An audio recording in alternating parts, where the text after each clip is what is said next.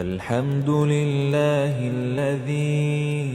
أنزل على عبده الكتاب ولم يجعل له عوجا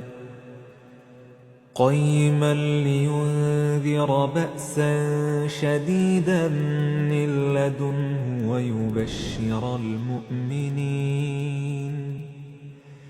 ويبشر المؤمنين الذين يعملون الصالحات أن لهم أجرا حسنا ماكثين فيه أبدا وينذر الذين قالوا اتخذ الله ولدا ما لهم به من علم ولا لآبائهم كبرت كلمة تخرج من أفواههم إن يقولون إلا كذبا فلعلك باخع نفسك على آثارهم إن لم يؤمنوا بهذا الحديث أسفا إنا جعلنا ما على الأرض زينة لها لنبلوهم أيهم أحسن عملا وإنا لجاعلون ما عليها صعيدا جرزا أم حسبت أن أصحاب الكهف والرقيم كانوا من آياتنا عجبا إذ أوى الفتية إلى الكهف فقالوا ربنا آتنا من لدنك رحمة وهيئ لنا من أمرنا رشدا فضربنا على آذانهم في الكهف سنين عددا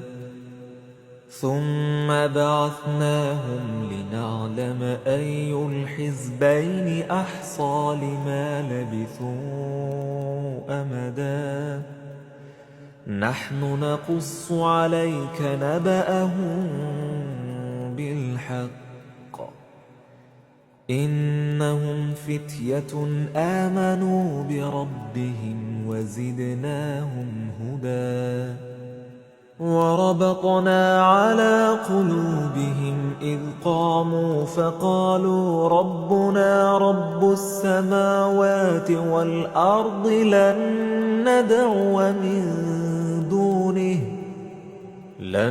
ندعو من دونه إلها لقد قلنا إذا شططا هؤلاء قومنا اتخذوا من دونه آلهة لولا يأتون عليهم بسلطان بين فمن أظلم ممن افترى على الله كذبا وإذ اعتزلتموهم وما يعبدون إلا الله فأووا إلى الكهف ينشر لكم ربكم من رحمته ويهيئ لكم من أمركم مرفقا وترى الشمس إذا طلعت تزاور عن كهفهم ذات اليمين وإذا غربت تقرضهم ذات الشمال وهم في فجوة منه ذلك من آيات الله من يهد الله فهو المهتد ومن يضلل فلن تجد له وليا مرشدا وتحسبهم أيقاظا وهم رقود ونقلبهم ذات اليمين وذات الشمال وكلبهم باسط ذراعيه بالوصيد لو اطلعت عليهم لوليت منهم فرارا ولملئت منهم رعبا وكذلك بعثناهم ليتساءلوا بينهم قال قائل منهم كم لبثتم قالوا لبثنا يوما أو بعض يوم قالوا ربكم أعلم بما لبثتم فابعثوا أحدكم بورقكم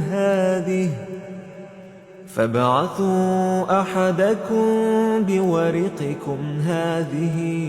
إلى المدينة فلينظر أيها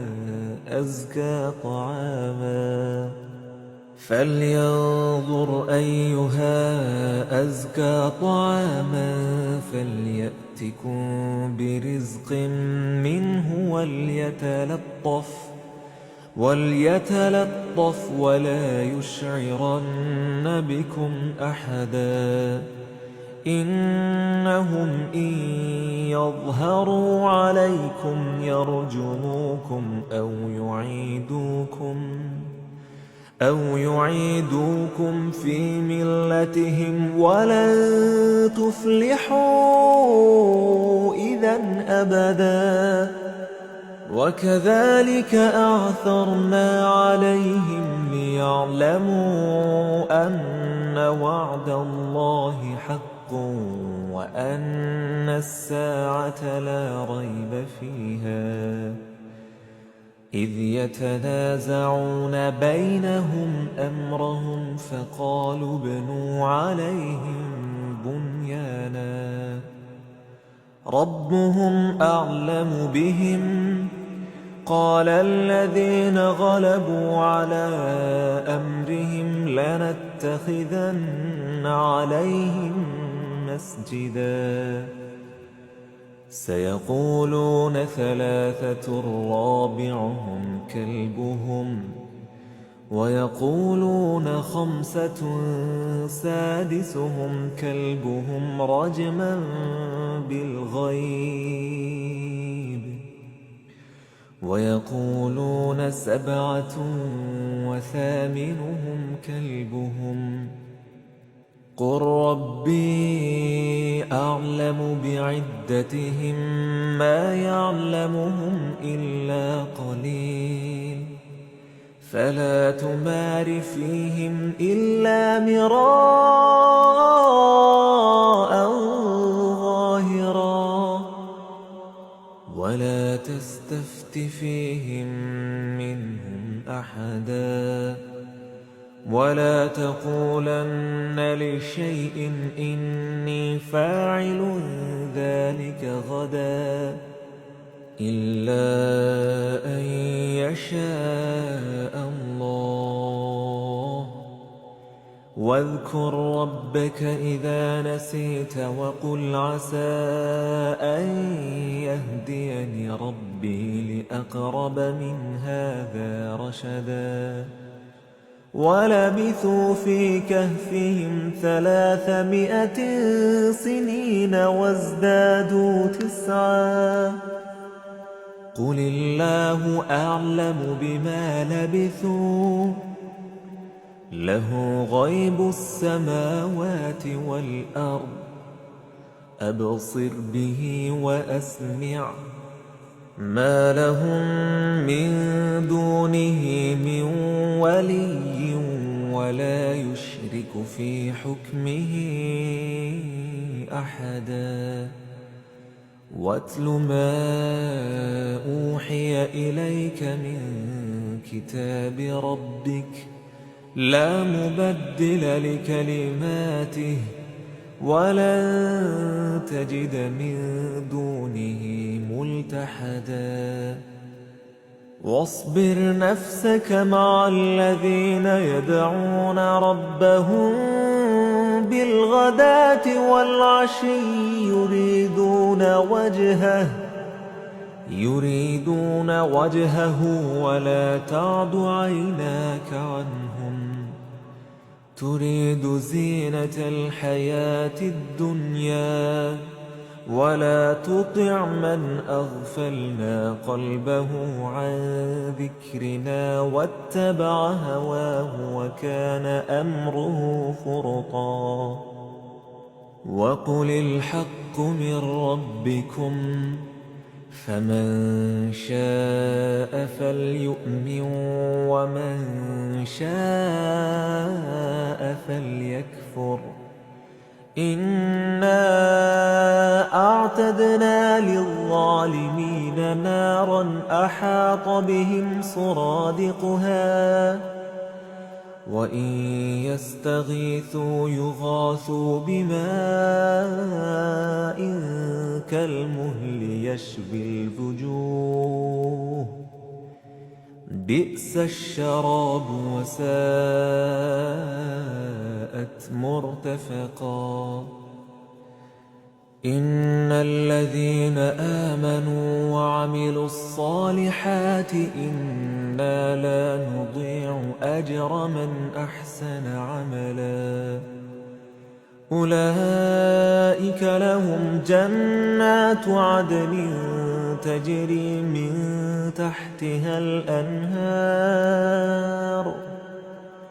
تحتها الأنهار يحلون فيها من أساور من ذهب ويلبسون ثيابا خضرا من سندس وإستبرق متكئين فيها على الأرائك نعم الثواب وحسنت مرتفقا واضرب لهم مثلا الرجلين جعلنا لأحدهما جنتين من أعناب وحففناهما بنخل وجعلنا بينهما زرعا كلتا الجنتين آتت أكلها ولم تظلم منه شيئا وفجرنا خلالهما نهرا وكان له ثمر فقال لصاحبه وهو يحاوره أنا أكثر منك مالا وأعز نفرا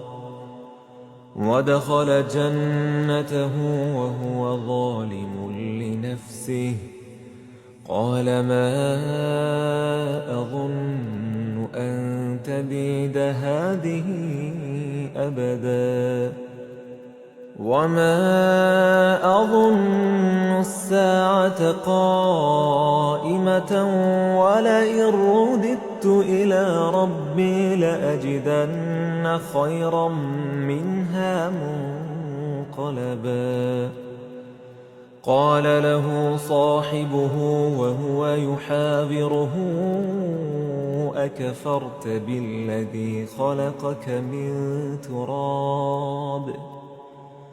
أكفرت بالذي خلقك من تراب ثم من نطفة ثم سواك رجلا لكن هو الله ربي ولا أشرك بربي أحدا ولولا إذ دخلت جنتك قلت ما شاء الله لا قوة إلا بالله إن ترني أنا أقل منك مالا وولدا فعسى ربي أن يؤتيني خيرا من جنتك ويرسل عليها حسبانا من السماء فتصبح صعيدا زلقا أو يصبح ماؤها غورا فلن تستطيع له طلبا وأحيط بثمره فأصبح يقلب كفيه على ما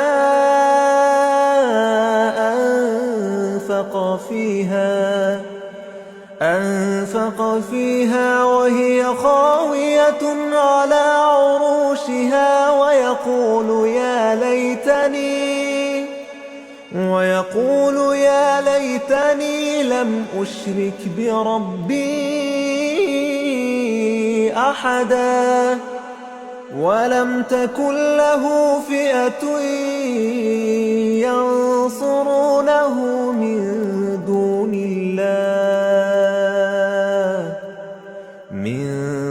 الله وما كان منتصرا هنالك الولاية لله الحق هو خير ثوابا وخير عقبا واضرب لهم مثل الحياة الدنيا كماء أنزلناه من السماء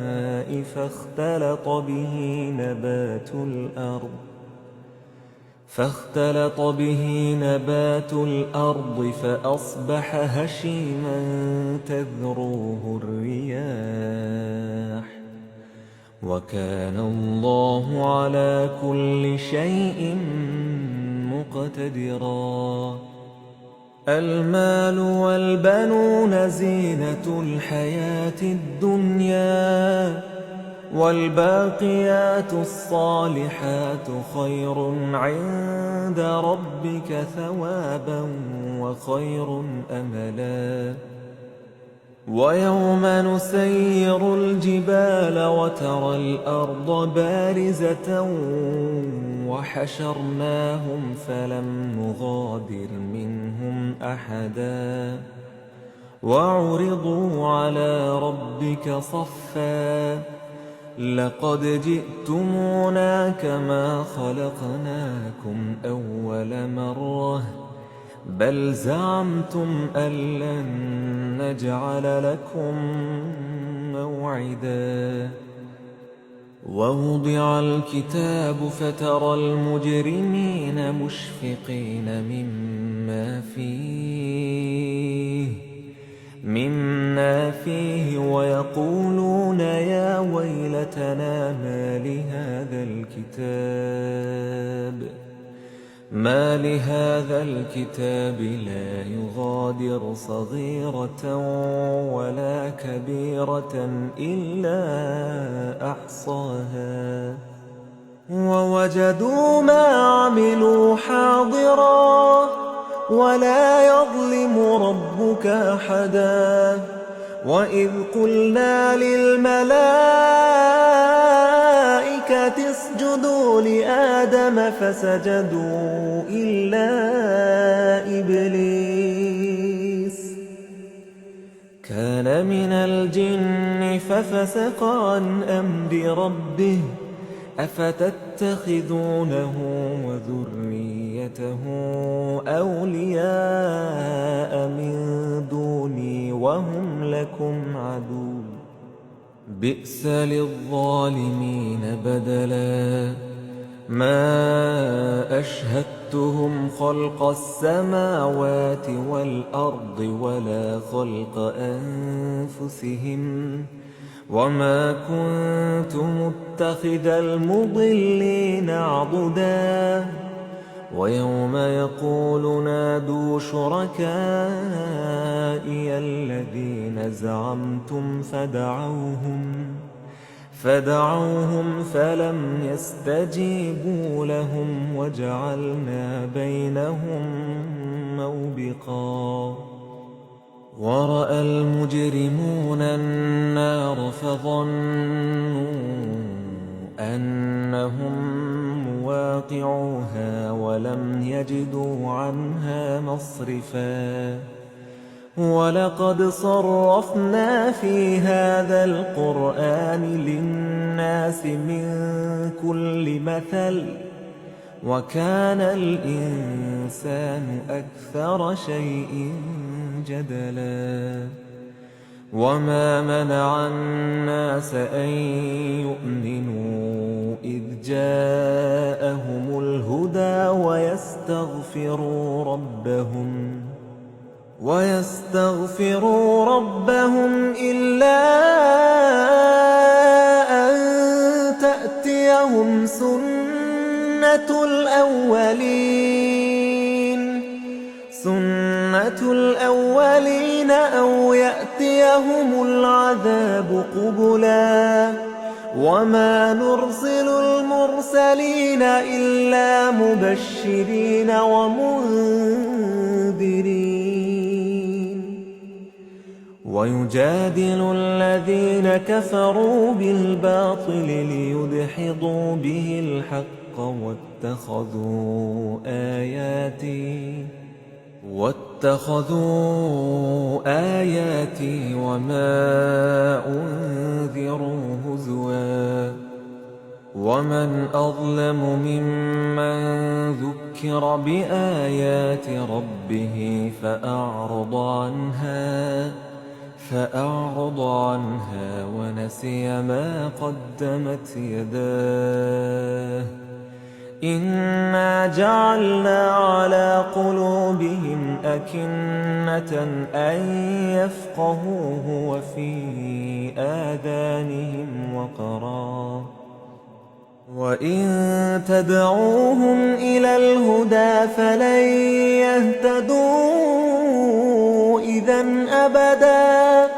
وربك الغفور ذو الرحمة لو يؤاخذهم بما كسبوا لعجل لهم العذاب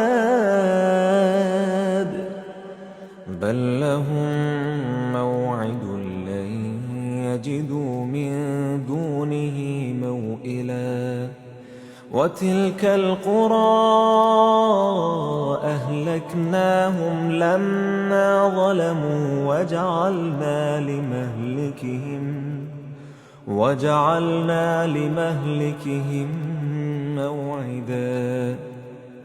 وإذ قال موسى لفتاه لا أبرح حتى أبلغ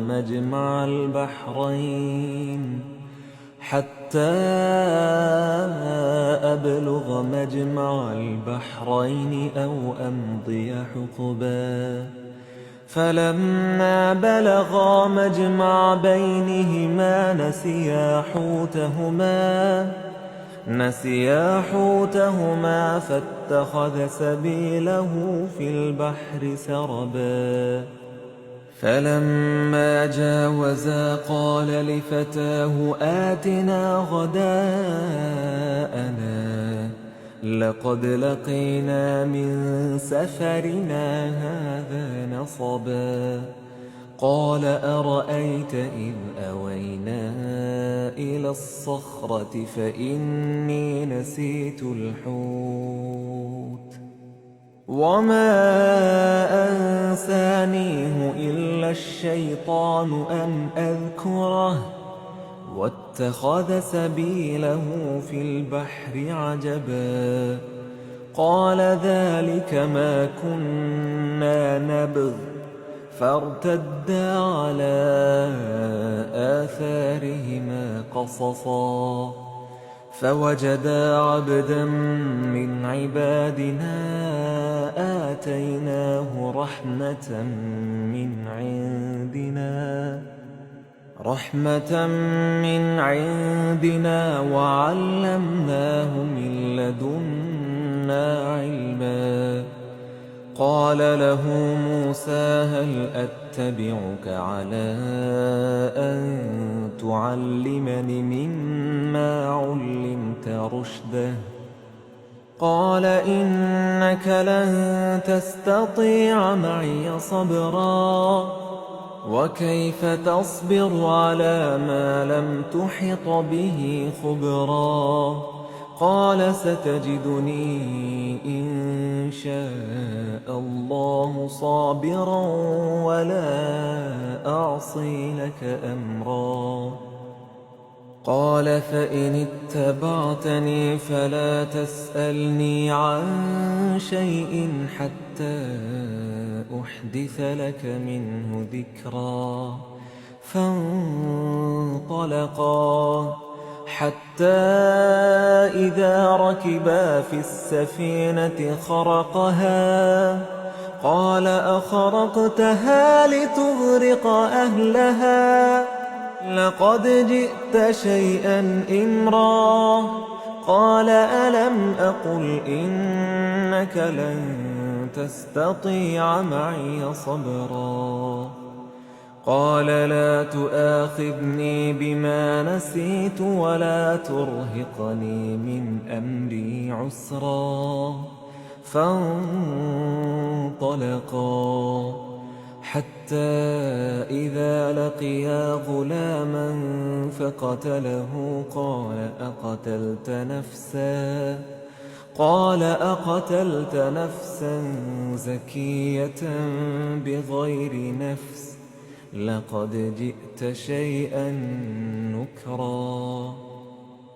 قال ألم أقل لك إنك لن تستطيع معي صبرا؟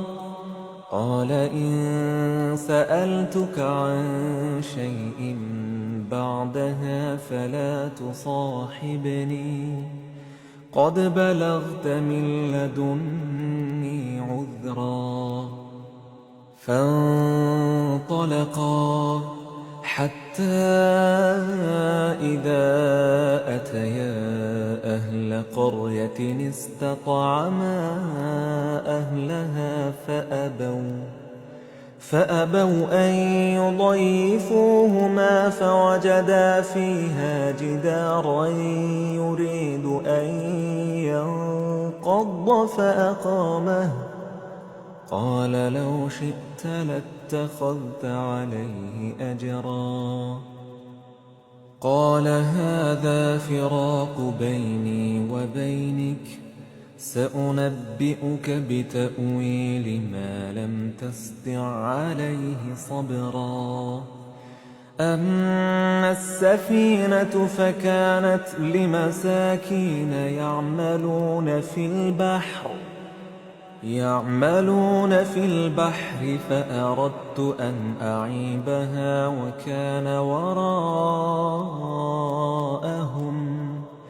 وكان وراءهم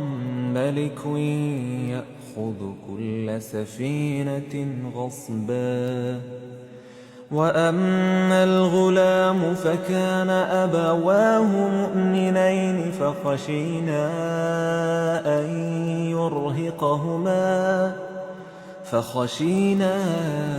أن يرهقهما طغيانا وكفرا. فأردنا أن يبدلهما ربهما خيرا منه زكاة وأقرب رحما. وأما الجدار فكان لغلامين يتيمين في المدينة وكان تحته كنز لهما وكان أبوهما صالحا فأراد ربك أن يبلغا أشدهما ويستخرجا كنزهما رحمة من ربك وما فعلته عن أمري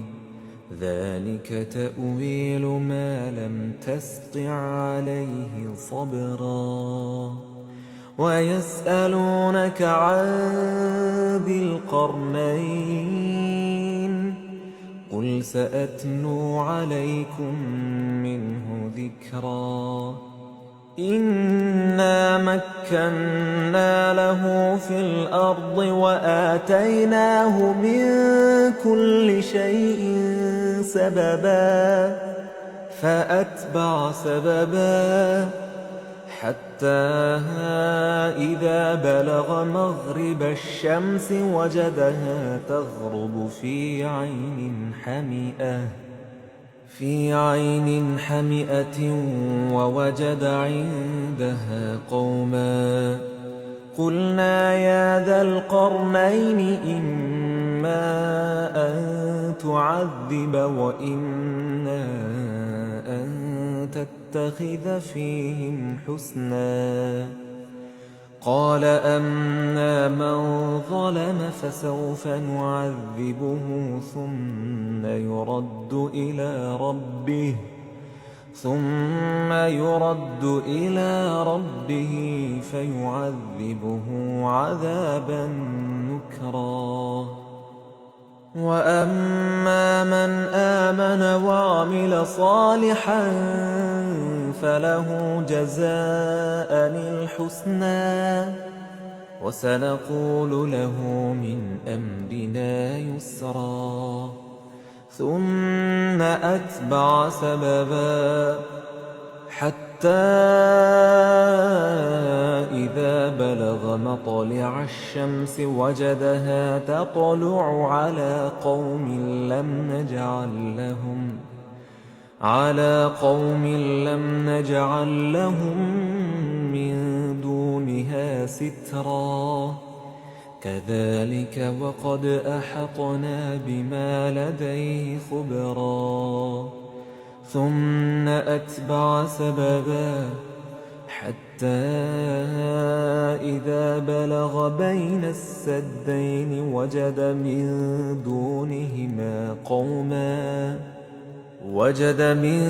دونهما قوما لا يكادون يفقهون قوما قالوا يا ذا القرنين إن يأجوج ومأجوج مفسدون في الأرض فهل نجعل لك خرجا على أن تجعل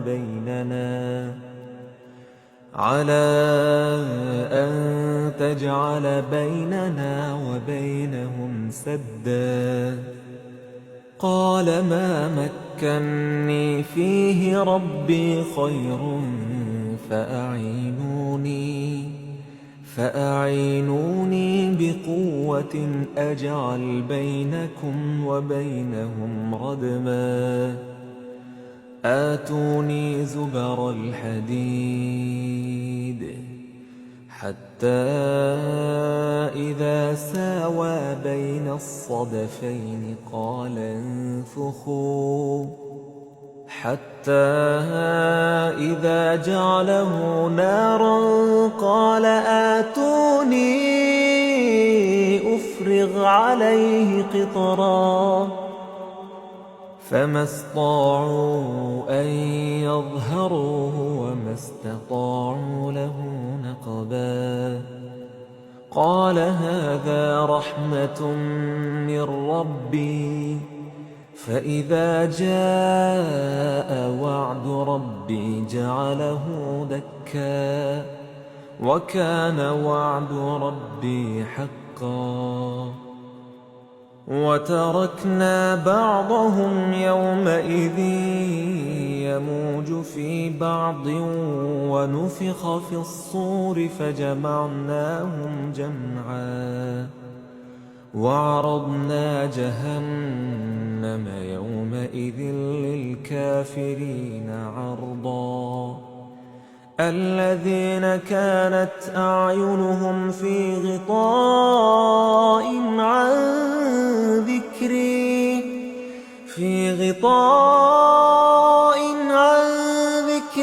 وكانوا لا يستطيعون سمعا أفحسب الذين كفروا أن يتخذوا عبادي من دوني أولياء إنا أعتدنا جهنم للكافرين نزلا قل هل ننبئكم بالأخسرين أعمالا الذين ضل سعيهم في الحياة الدنيا وهم يحسبون أنهم يحسنون صنعا أولئك الذين كفروا بآيات ربهم ولقائه فحبطت أعمالهم فلا نقيم لهم يوم القيامة وزنا ذلك جزاؤهم